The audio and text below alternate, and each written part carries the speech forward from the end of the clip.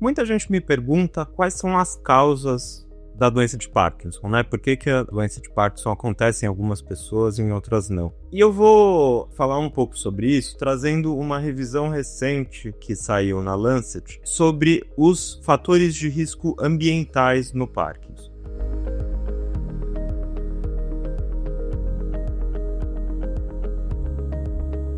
Então, assim, a gente sabe que fatores genéticos, incluindo genes que causam o Parkinson ou genes que aumentam o risco de Parkinson, provavelmente contribuem só para 5 a 15% dos pacientes que têm doença de Parkinson. O resto dos casos de Parkinson provavelmente tem pouca influência genética. E aí, quais são os fatores de risco conhecidos para a doença de Parkinson? Há muito tempo a gente sabe que agrotóxicos, pesticidas, são fatores de risco para a doença de Parkinson. E tem alguns agrotóxicos que têm o risco mais comprovado. São agrotóxicos mais antigos que a gente tem pesquisas mais robustas sobre eles. São 3 os principais que têm mais evidência, que são o paraquat, a roterona e os organoclorados. Esses 3 grupos de agrotóxicos são proibidos na maior parte do mundo e nos últimos anos no Brasil eles também foram proibidos. Existe um certo lobby para fazer eles voltarem. Por que isso é importante? Então, assim, a gente sabe, principalmente com dados desses agrotóxicos, que as pessoas que moram perto de fazendas que usam agrotóxicos, principalmente esses que eu falei, ou que trabalham nas lavouras, essas pessoas têm um risco 2 vezes maior de ter Parkinson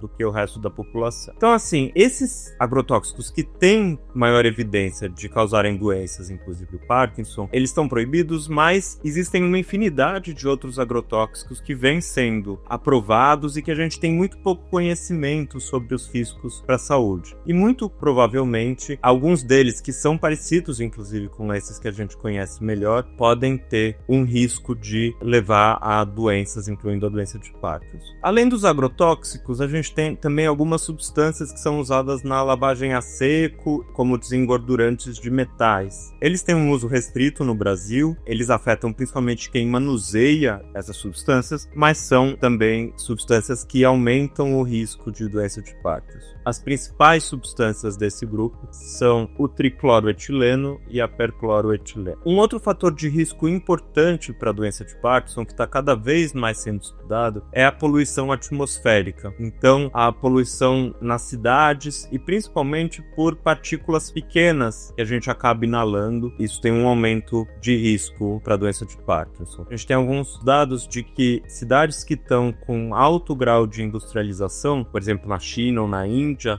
vem aumentando a incidência de doença de Parkinson nos últimos anos. Sugere que talvez a poluição atmosférica exerça um papel na gênese da doença de Parkinson.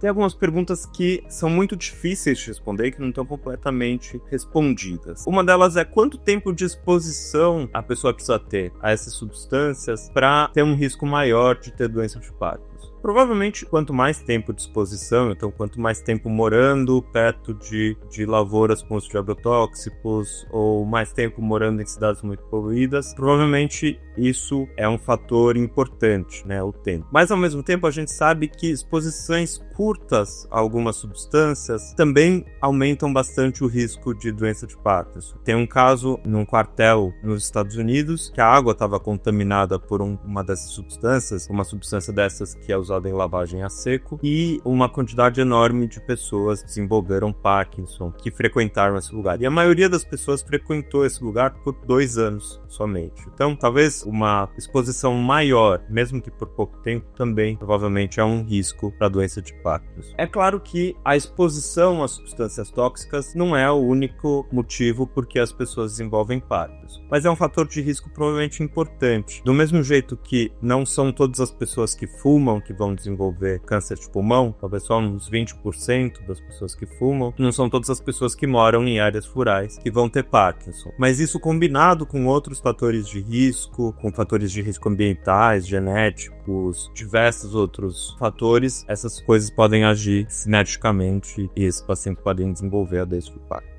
Uma coisa que é interessante, que corrobora essa hipótese de que essas substâncias químicas e substâncias químicas que relacionadas ao trabalho aumentam o risco do Parkinson é que na grande parte do mundo, em quase todo mundo, o Parkinson é mais comum em homens do que em mulheres. Mas curiosamente, no Japão, o Parkinson é mais comum em mulheres do que em homens. E lá, historicamente, a gente sabe que as mulheres que são mais envolvidas no trabalho de lavoura. Provavelmente, essa é uma explicação de por que as mulheres têm mais Parkinson do que os homens. Além disso, a gente tem também, provavelmente, uma influência dessas substâncias, dos agrotóxicos, da poluição, na microbiota intestinal, ou seja, na nossa flora intestinal. A gente sabe que a flora intestinal provavelmente está envolvida na gênese do Parkinson. A gente sabe que mais e mais estudos têm saído mostrando que a flora intestinal influencia muito na doença de Parkinson e possivelmente é um dos fatores para o início do Parkinson. Tem gente que até que advoga que o Parkinson começa no intestino e depois vai para o cérebro. Então, esses poluentes provavelmente também podem agir facilitando ou aumentando o risco da doença de Parkinson por meio da alteração da flora intestinal. Uma outra coisa interessante também é que provavelmente a via de entrada principal mais tóxica,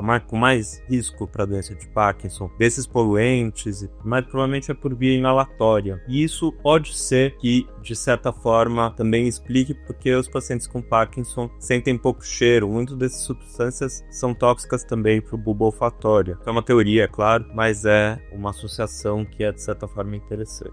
Resumindo, os poluentes ambientais, especialmente agrotóxicos e poluição, são fatores de risco para a doença de Parkinson. E por que isso é importante? Porque são fatores modificáveis. Então, assim, a gente como sociedade pode melhorar esses fatores de risco e lutar para diminuir a poluição nas cidades, fazer um uso mais racional de agrotóxicos, evitar usar os agrotóxicos mais tóxicos. A gente sabe que no Brasil a gente tem muito mais agrotóxicos liberados do que na Europa, por exemplo. Essas são mudanças que podem ajudar a prevenir novos casos de doenças de Parkinson. Tem muito que a gente não sabe ainda, porque essas pesquisas de fatores de risco ambientais são muito difíceis de ser feitas, precisam ser muito grandes para a gente ter alguma resposta. Falta dados também para a gente ter maior segurança de qual substância exatamente está aumentando o risco do Parkinson, mas isso eu acho que é uma coisa que vem sendo mais explorado na ciência. Então é isso, se vocês têm alguma dúvida podem colocar aí no comentário e eu respondo. Um abraço.